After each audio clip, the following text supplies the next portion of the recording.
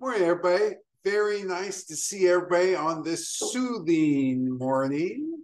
Soothing is a white tea.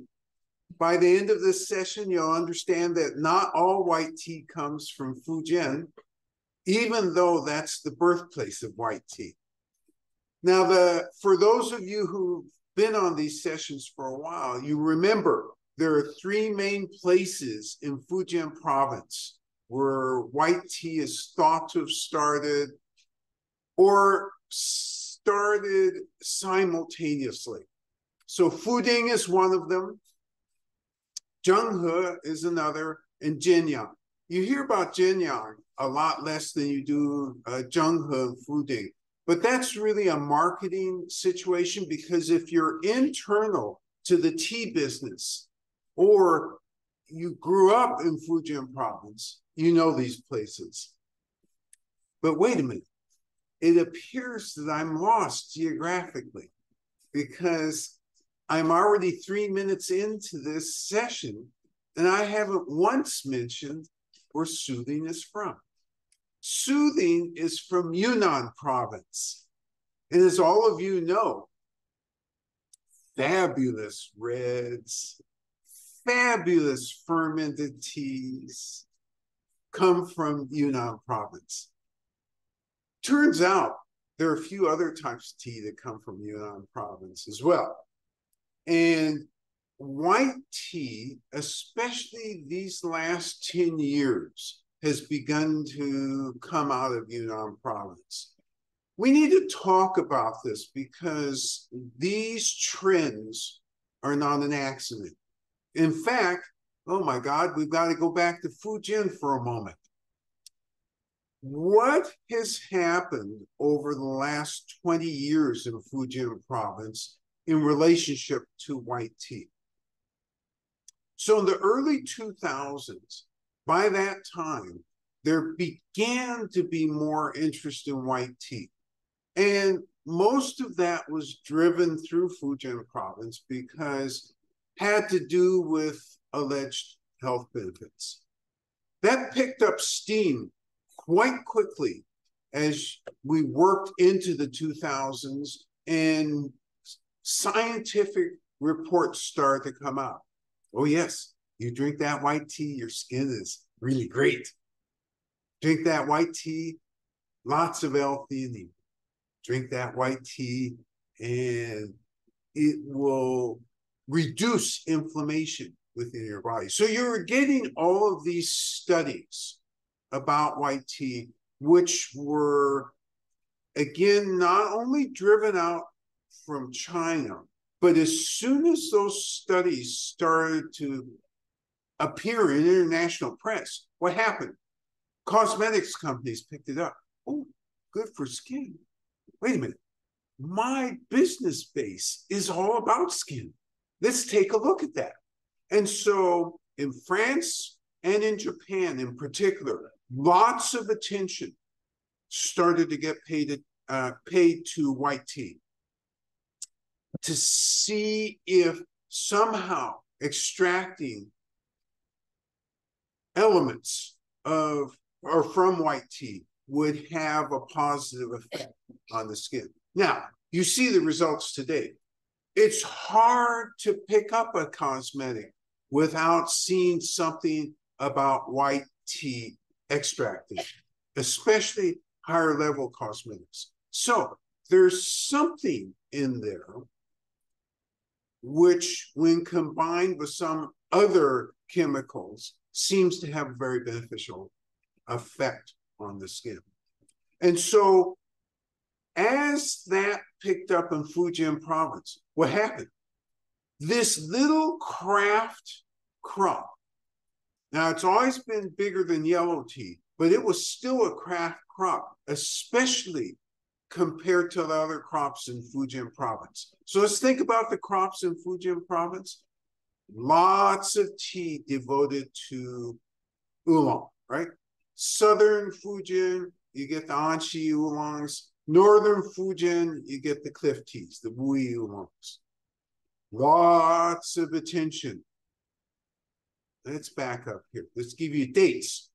Pre-2000, Fujian province was a substantial producer of red tea. It was a small, very tiny producer of white tea. So as this trend towards alleged health benefits of white tea picked up, farmers started to realize that maybe we can get an edge here if we can grow white tea, because the crop has a pretty good yield.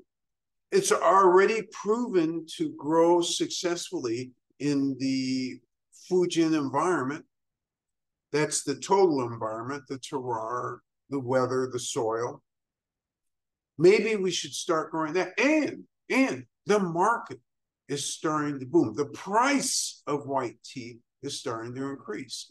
We significantly noticed this in the 2012 to 2022 10 years. During that 10 years, the price of white tea more than doubled. And in some places, and in some cases, the increase was significantly more, because there started to be a recognition. Okay, grade in Chinese doesn't refer to quality, but it does refer to how the tea is made. So you can have all bud, you can have a bud and a couple leaves, you can have mostly leaves and a few buds, or you can have all leaves. So that's basically the grades. But then, as scientists started to take a little bit closer look at those grades, what they discovered was that it seemed that the bud grade seemed to produce the most benefits. So therefore, more attention came to the bud grade. But the bud grade is the hardest to make. That's the silver needle grade. If you're going to make good silver needle, that's not something you can wake up one morning and say, okay, I'm in the silver needle business. I'm going to just pick those needles and I'm going to get all that profit because consumers are going to pay a lot for the bud grade. Oh, wait a minute. How do I do that again? Now, let's see. Traditionalists, they lay it out bud by bud by bud on bamboo racks. Oh my God. That sounds to me like I can't just get a children. Maybe I have to get a few more people than just my children to do that. So, I'm still in Fujian, by the way. And I know all of you are wondering if I've forgotten or lost my mind. You know, I'm so far north of where I'm supposed to be. Not yet. I'm not quite ready to go to Yunnan, but I'm almost there, because the story of how red tea, a lot of areas of red tea in Fujian are replaced by white tea as this trend towards white tea continued, happened first there in Fujian. We, to some degree, contributed to that also happening in Yunnan, but it happened much later. It happened much later because these trends, when you are growing something and you're close to the growing center of a particular style of tea, then just being in contact with farmers who do that, you learn stuff. You learn tricks. You learn to understand, if you do this, you get more production. If you do this, you get a better flavor. But the farther away you are from a production center, the harder it is for that type of information to just kind of flow into your reach. Yunnan is very far away from Fujian. And the act or the idea of growing white tea really wasn't much on anybody's mind. Now, for those of you who listened carefully just now, you caught a mistake that I made, didn't you? I talked about growing white tea. You don't grow white tea. You grow either a varietal that's used for white tea, or you take an existing varietal and use the white tea methodology to process. So that's the correct way. I was lazy, I shortened it up. That's really what I meant. And so in Yunnan, they don't grow or use big leaf zhenghe varietal or big leaf fuding varietal. No, they use what they already have there. And today, with soothing, you're going to experience white tea where they've taken tea trees, and these are old, bordering on ancient tea trees, and use the white tea methodology to process it. So now we're going to get squarely into Yunnan. Remembering that the tea trends in Yunnan were so much different than the tea trends in Fujian. Let's refresh our memory a minute. In Yunnan, around the year 2000, all of a sudden, everybody's thinking, oh yeah, give me that fermented tea. Love that fermented tea. And by the way, you know, that fermented tea lowers this problem, increases the life, increases one's life, has all sorts of magic to it. And by the way, and here you had all these outsiders coming into Yunnan. The other thing they were saying is, oh, you know, it's really inconvenient that you have all these forests. Why don't you just cut down these forests? You can get so much bigger yield if you'll just cut down the forest, you plant in orderly rows, everything looks beautiful, yield is much higher, and you're in heaven. You're in money heaven. For those farmers who fell for that, they had 2 or 3 years of great prosperity. And then all of a sudden, the bottom fell out of the poor market, or the fully fermented market.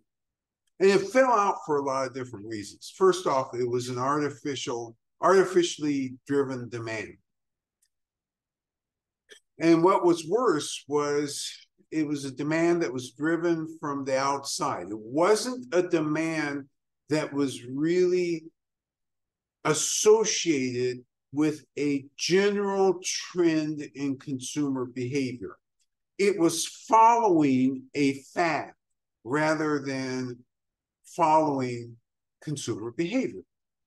So by 2006, oh no, this interest in fully fermented tea has dropped off. By 2007, oh no, I cut down all those aged trees and I planted high yield, but I'm not getting anything for this yield now. And I'm looking across at my neighbor who has the most inefficient forest farm, trees that aren't in a line, you have to climb up them, they don't yield that much. Why are they getting all this money for their product? So, as we know, from that time moving forward, interest in old and ancient tree increased. And an understanding that old and ancient brings a different flavor profile, it brings a different chemical composition profile to the table. And all of a sudden, these places which had in the past already been famous and were temporarily not famous, all of a sudden became famous again. And the price for their tea leaves was enormous. So you have fully fermented, you have red tea out of Yunnan, and then you start to have an interest in white tea. And you don't really have that interest very much until about 2013, about 2014, because it's clear white, excuse me, white tea is here to stay. Not only is it clear white tea is here to stay, farmers are now doing some experimentations, some experiments, I should say. Some of those experiments are very interesting with white tea. Some are very bad. We did an experiment that failed in 2015, and we understood why it failed, and then we got it right in 2016. The tea you're having today isn't a result of that experiment, but that experiment, other farmers in the area realized maybe we should be thinking about production of white tea as well. Because let's think about this for a minute. When you do fermented, let's say that as a farmer, you're thinking about the whole picture of how do I do fully fermented tea. If you're actually doing it at the farm, there's certain things that you need. If you're not doing it at the farm and just going to the unfinished, the 70% finished, in other words, you've picked, you've withered, you have stabilized the tea, you've rolled it, and you've reduced the moisture. And now it's at this 70% fork in the road where you're either going to fully ferment or you're not going to do anything else except sort and pack or create a cake. And if you're going to fully ferment it, then usually, unless you're a relatively inaccessible location or you have a long tradition of fully fermenting, you're going to send it down to the big production facilities in Manhai. Finally, I'm fully in Yunnan now. Manhai. This is the center of fully fermented teas. Now, you notice in the photographs that we sent you that there were photographs of old people. And in one of those photographs, it was all old men. What's that all about? They certainly weren't doing white tea. And the answer is correct. They are not doing white tea, but you got photographs demonstrating why we have access and why we're able to do things we're able to do in the tea industry. So that photograph with everybody holding, it wasn't tea, I'll tell you that, holding whatever they were holding in their hand and about to drink. Of those four gentlemen, those are four of the most famous tea producers in Yunnan province. Actually, all over China, but most specifically Yunnan province. And each one of those gentlemen had at least 40 years of experience in the business. And they all came from the same root. They were all trained in state-owned tea businesses. And that's how they came to know each other. And that's their development path.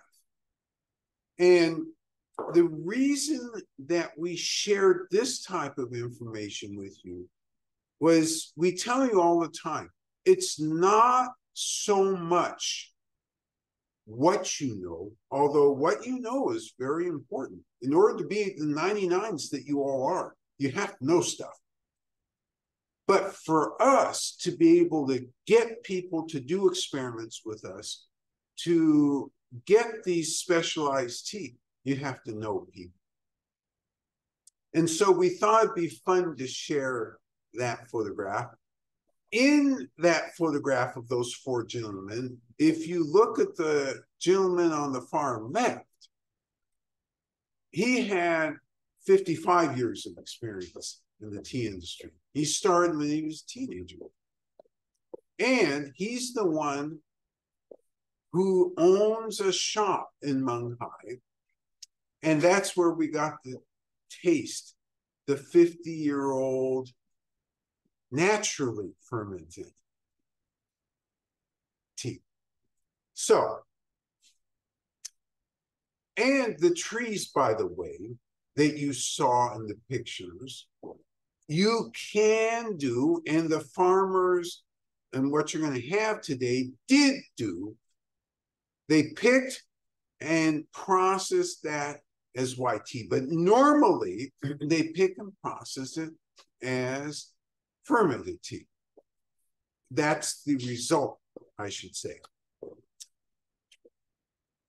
So let's think a bit about what that process of white tea is. And while we're thinking, let's make a judgment. Oh, the judgment is we're all thirsty. But let's still think about the process, and then we'll have the tea master demonstrate, and then you'll brew after. So the process of white tea. What makes white tea white tea? It's lightly oxidized. They don't go through high heat.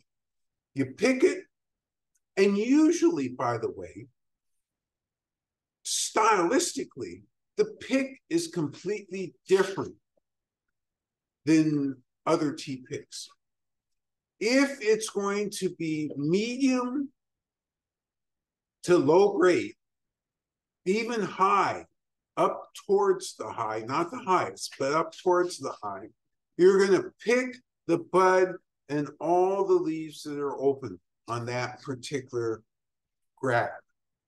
And then you're going to separate and decide what grade it's going to belong to. Now, the very highest grades, what they're attempting to do is pick specifically to the grade. In other words, as soon as that first big bud comes up, maybe having a leaf too, they pick that bud, and that's going to be silver needle or a silver needle equivalent. However, the traditional way was just, again, to reach down and pick the whole thing and then divide so that they get uniformity, because they're looking for uniformity at the highest levels. When you get the stuff here, you take a look, oh, very uniform. That's not an accident. That's on purpose, and it's very expensive to do that. So it's a pick, you wither. That means if the sun is out, you put it on bamboo racks outdoors, and you reduce the moisture content. You do that over a couple days. After you wither, you sort some more and make your grade distinctions. That takes a few days. After you do that, you make further distinctions to make it uniform. Oh, and then you wither again. And you wither over a 2-week period or so. And if the weather is appropriate, all of this occurs outside. Oh, wait a minute. What about at night? Do they allow moon withering? The answer would be no. They put that on racks in humidity controlled areas inside. So you need space when you're doing white tea, because you have this crop coming in, and this stuff comes in, and the factory is open until 1 or 2 or 3 in the morning, lights everywhere, because as the stuff comes in, sort. Let's get it racked properly in the inside portion because you don't want dew that forms at night to form on the leaves. In the morning, let's look at the weather report, and then let's actually look at the weather and make sure it's going to be clear, not foggy. Okay, let's get it and wheel it out into the area where you're going to continue the withering process. Oh no, it's raining today, or it's foggy today. Okay, this means I have to set the temperature a certain way inside, have to control the humidity. You get a different result from constant sun withering versus indoor withering. When you get it down to the right amount of water left in the leaf, which is usually about a 2-week process, if you're doing it in a traditional style, you're done. That's it. Oh, well, that's not quite it because you got to package it. But that's essentially it. You do have to make one other decision. As a producer, you have to decide, am I going to cake it? Am I going to make it into a cake? What's the advantage of a cake? Storage is easier. Cakes take up much less room. Marketing, to some degree, is different. Now, let's back up a minute. I said storage is easier.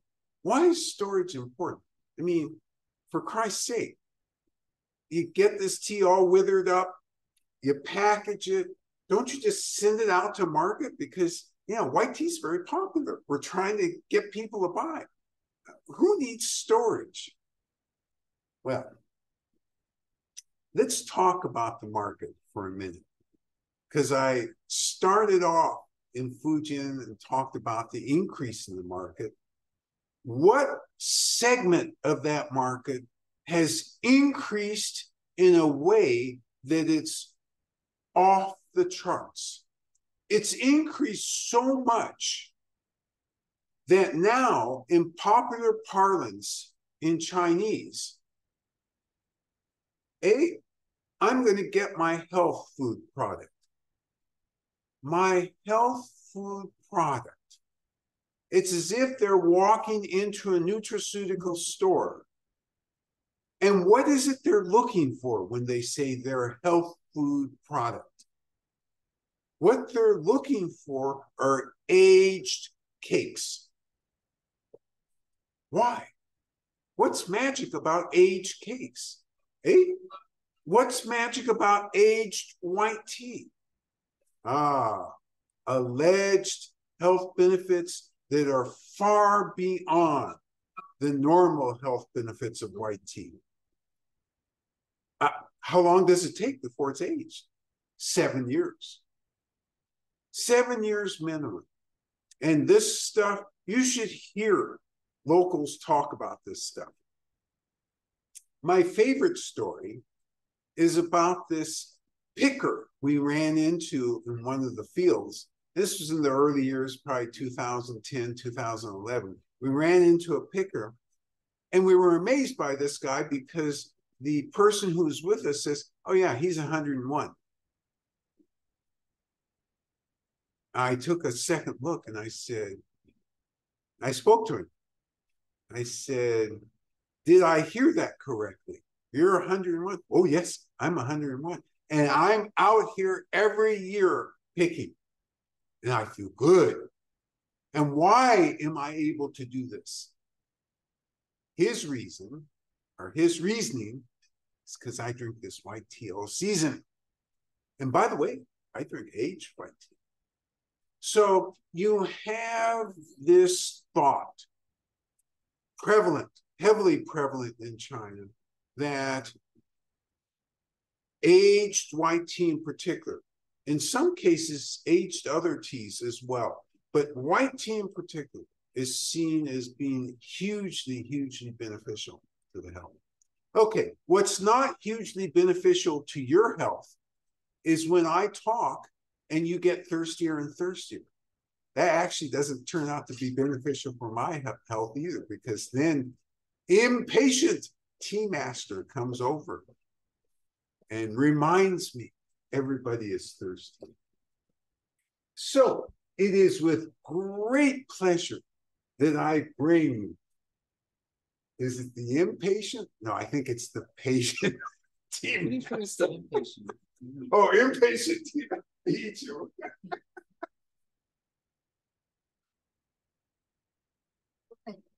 你好, good morning, everyone. Yeah.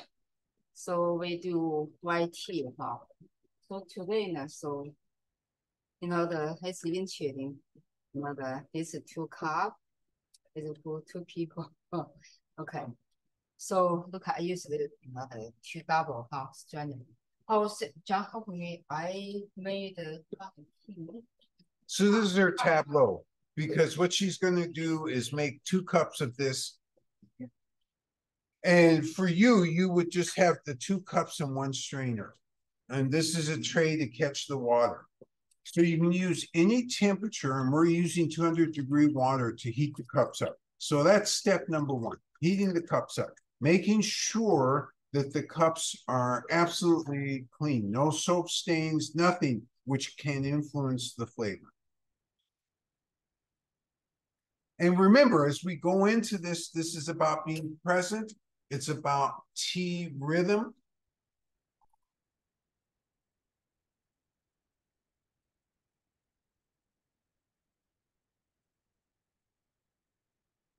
And now it's about making sure both cups, both the brewing cup and the recipient, tea recipient cup, have nothing to interfere with the flavor of the tea.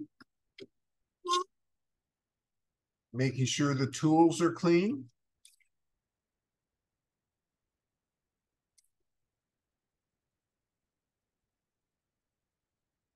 Just steady, but not in a hurry. Now the tea master is going to draw 175-degree water from our water tower. And remember, we're going to brew this at 170. So we're going to dissipate steam, aerate the water, and get it down to about 170. If you err on the side of cooler rather than hotter. Hotter will flatten the flavor. Cooler will brighten the flavor.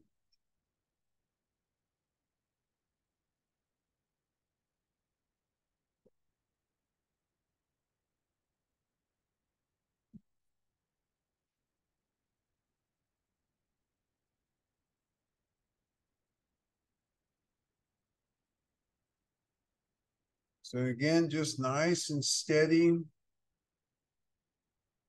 Not in a hurry.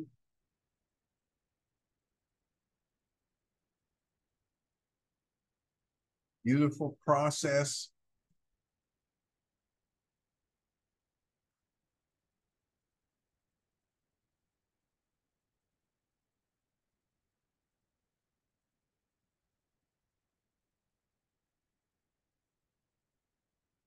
Great demonstration of skill.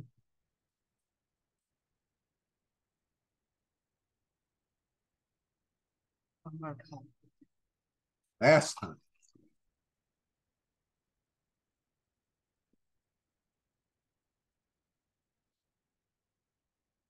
Timer is set for 3 minutes.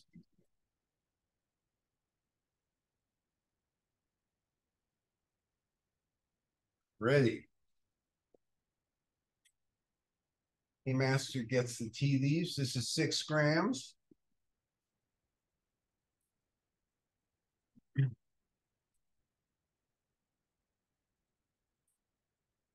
Around to cool off. Leaves go in the heated cup. Shake that cup. Heat the leaves. Warm them up. Get that aroma going.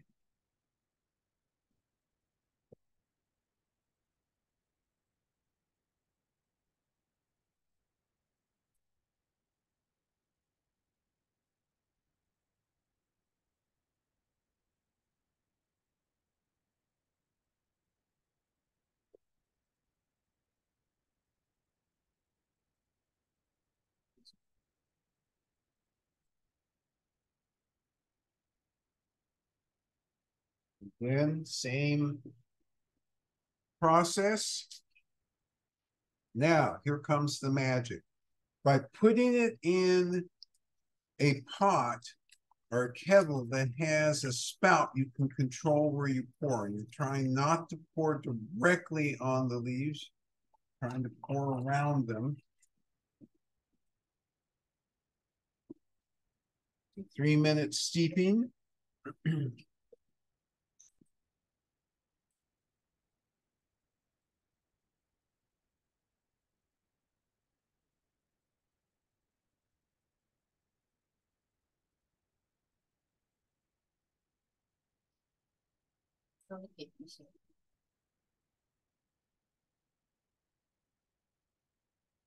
Sit it off a little bit and make sure that there's water in the other cups. We're heating the cups.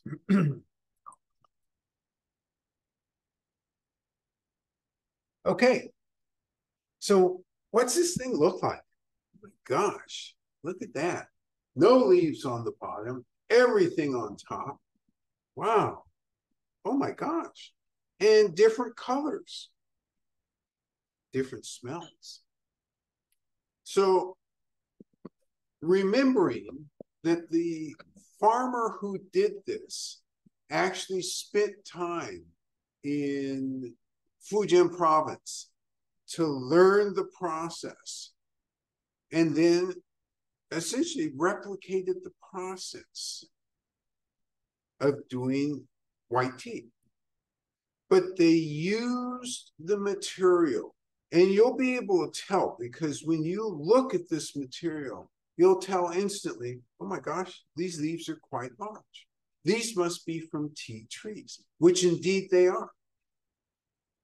Why did the farmer do this? Well, first off, we asked this particular farmer, can you do something interesting for us?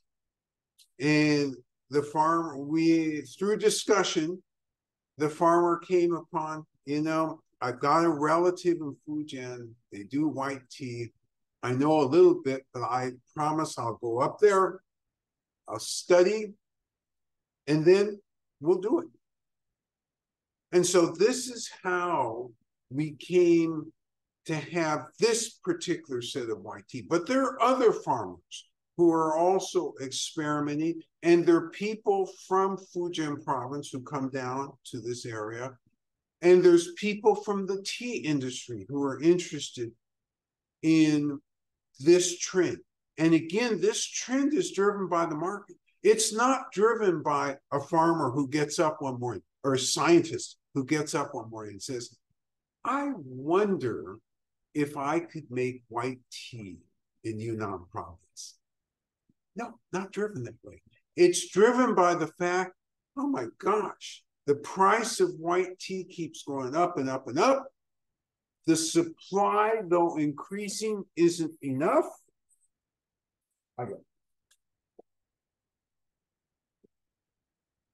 Timer has gone off. Tea master will separate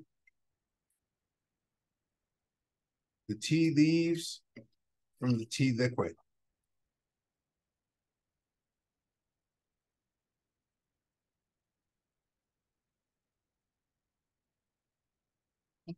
This white tea, not red. Yeah, so don't think that we are confused because in a minute, I'm going to show you something and you're going to think, uh-oh, maybe these guys are confused. And the answer would be no, we're not confused. This is not red tea. It looks like it's too colorful to be white tea. But why is that? That's because the source material is different. So again, I remind you this, does the WHITE have to do with color of the tea? And the answer is no, it's the processing methodology. So let's find out about this thing. Let's enter the quality arena. You know, first off, wow. Smell the leaves. Then look at this color, very beautiful. And we're gonna take 170-degree sip. So that's more than an inhalation. It's enough to get actual tea in your mouth. And what we're going to try and do is determine right away, where does it affect me? Where is the dryness? When I drink it, is there an aftertaste? What is that aftertaste? And then lastly, not necessarily immediately, but as you're drinking, you're going to think about, how does it affect me? How does it feel in my body? What reaction, if any, am I having? So let's enter.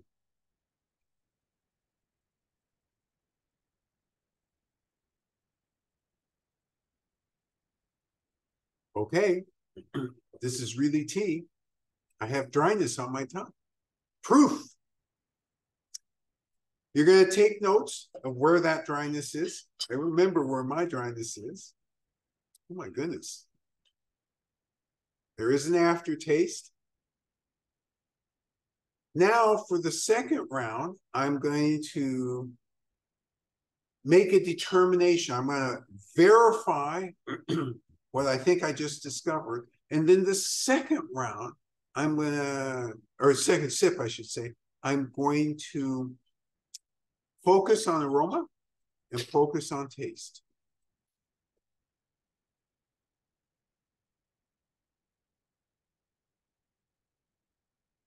Not in a hurry at all. There's lots of interesting things going on here. All right, it's your turn to brew. So get out package mark number 2, soothing. You don't have to measure it. It's already 6 grams. Set your timers for 3 minutes. Prepare your tools properly.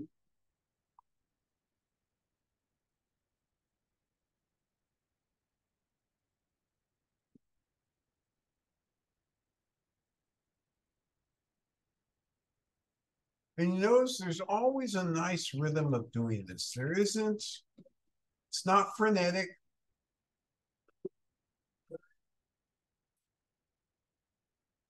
You know all the steps.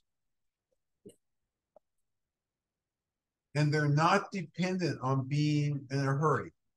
It's more about getting the steps step by step rather than rushing through or being in a hurry. So you're going to heat the cup up.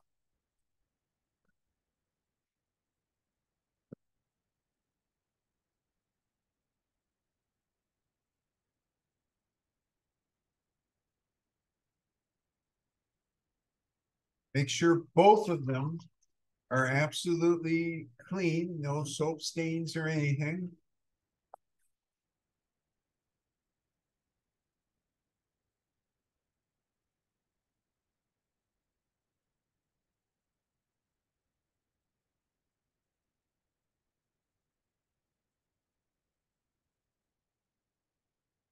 You're going to grab your package marked number 2, soothing.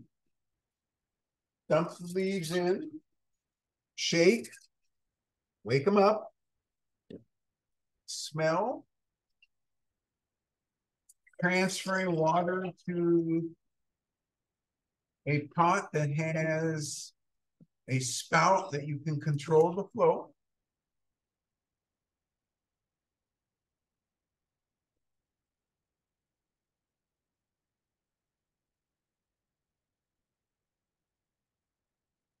And you're going to set your timer and hit it for 3 minutes.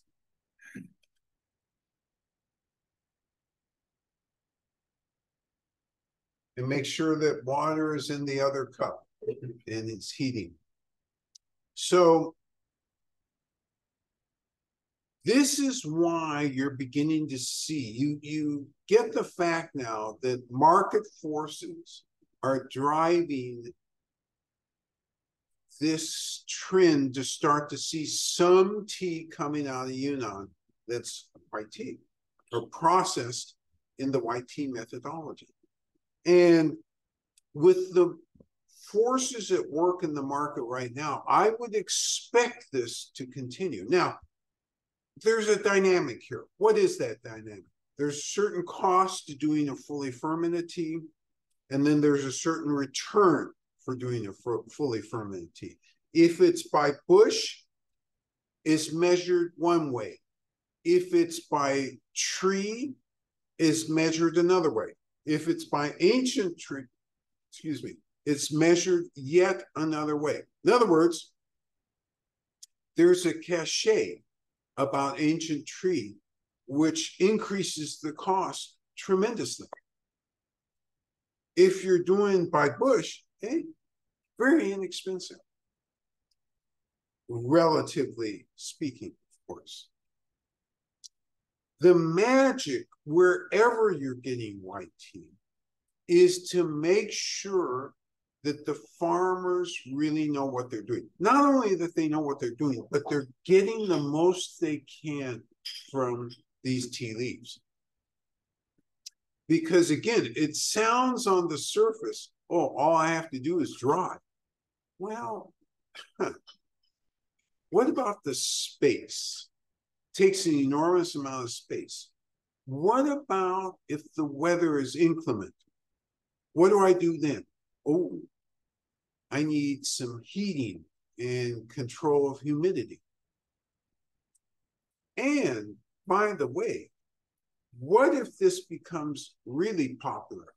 What's that going to do to the ancient tree crop in general, whether it's red or fully fermented or raw? Because now we have an additional element taking a hold of supply. And as it does, that drives the price of everything more. Now, you and I, in a theoretical sense, not in a practical sense, in a theoretical sense, don't care about price. What we care about is flavor. However, we do recognize that as these things occur, there is an end result. All right, your timer has gone off. You're carefully separating the tea leaves from the tea liquid.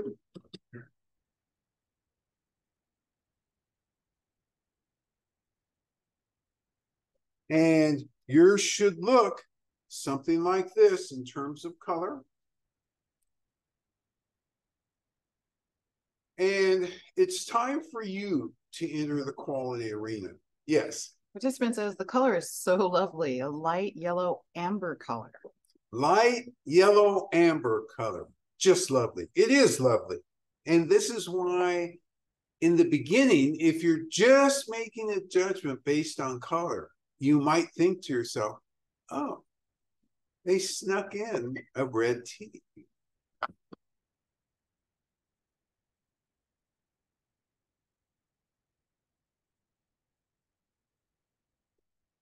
Now, the other element of the pricing, if you're a farmer who's used to picking and processing only up to 70% and then selling the leaves, then the white tea process isn't going to be for you. You're not set up to really do that. And what about the big factories who are currently producing tons and tons and tons of the fully fermented tea? Are they set up to really do white tea?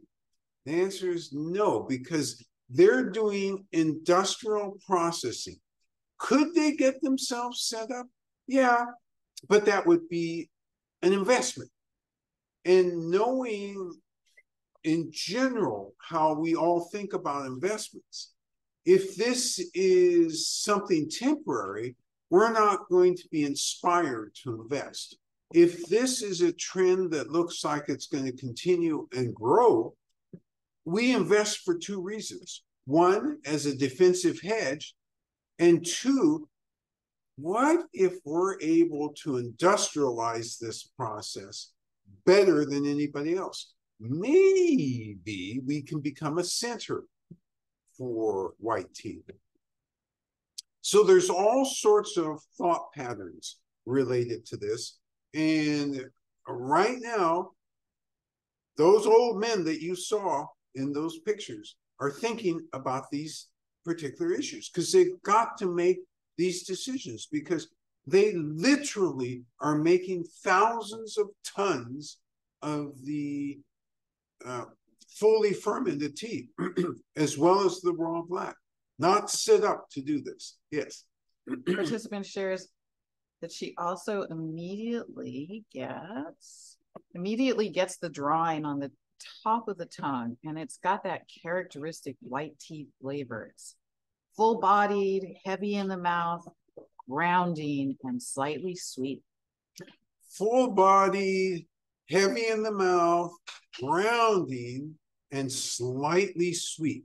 Characteristic white tea flavor. This particular participant is able to nail that right out of the gate. And yes, it is a characteristic white tea flavor because it tastes almost, and we know this isn't true because I just told you it isn't true, but it tastes almost like it's not, it's as close to nature. It seems unprocessed in a way.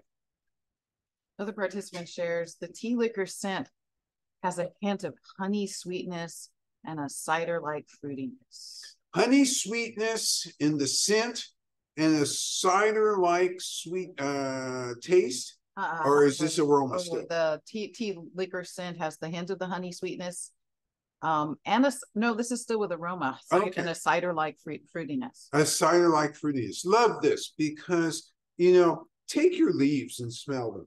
Because as soon as you smell them, this comment becomes extremely relevant. There is all sorts of flavors that are very fresh, very present, a hint of sweetness, and it's captured. So one of the things you're suggesting with that comment, and one of the reasons I like this comment so much, is because you're suggesting that the distance between the leaf and the tea liquid is shorter than what we're accustomed to with other styles of tea.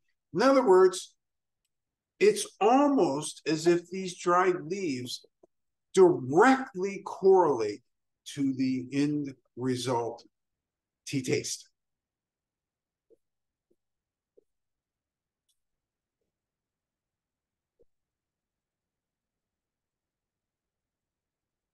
By the way, going back to 2 comments ago, I got the dryness in the exact same place you did, which was the top of the tongue. It was very interesting because so many times mine is on the side, sometimes a little bit further back, but right away, nothing on the sides, nothing anywhere except right on the top of the tongue. So it's very interesting that you have exactly the same feeling that I did on this. So thinking again about these farmers and thinking about the risk and who can take the risk. So individual villages, individual farmers in villages can take these type of risks. Let's go a different way to see how it goes, because they're not responsible to shareholders in the same way that the big companies are.